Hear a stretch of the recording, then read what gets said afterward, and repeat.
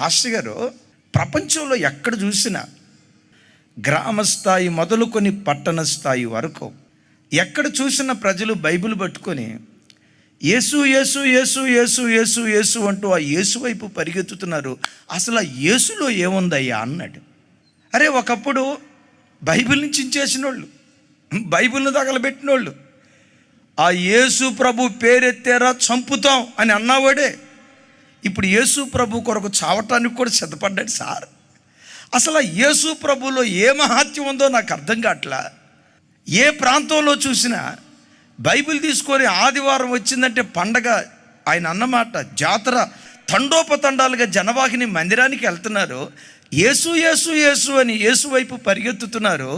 అసలు ఆ యేసులో ఏముందండి అన్నాడు.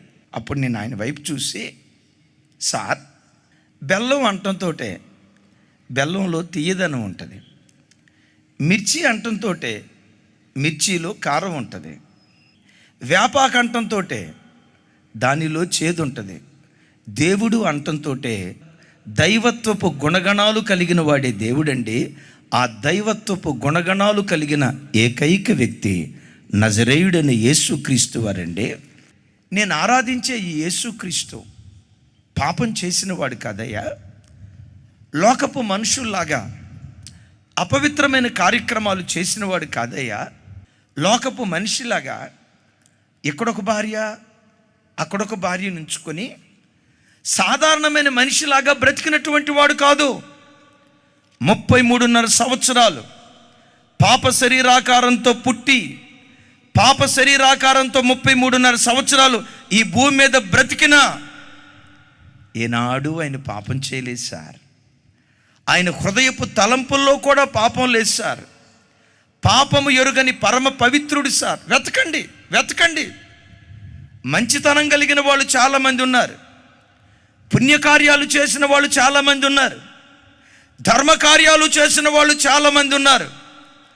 నాలో పాపం ఉన్నదని మీలో ఎవడైనా స్థాపించగలడని ప్రపంచానికి సవాలు విసిరిన దేవుడు ఎవరైనా ఉన్నారంటే ఉన్నారు. ఒకే ఒక్క వ్యక్తి, ఆ ఒక్క వ్యక్తి నజరేయుడైన యేసుక్రీస్తు సార్. దేవత్వపు పరిపూర్ణతలో మొట్టమొదటి గుణం పరిశుద్ధత.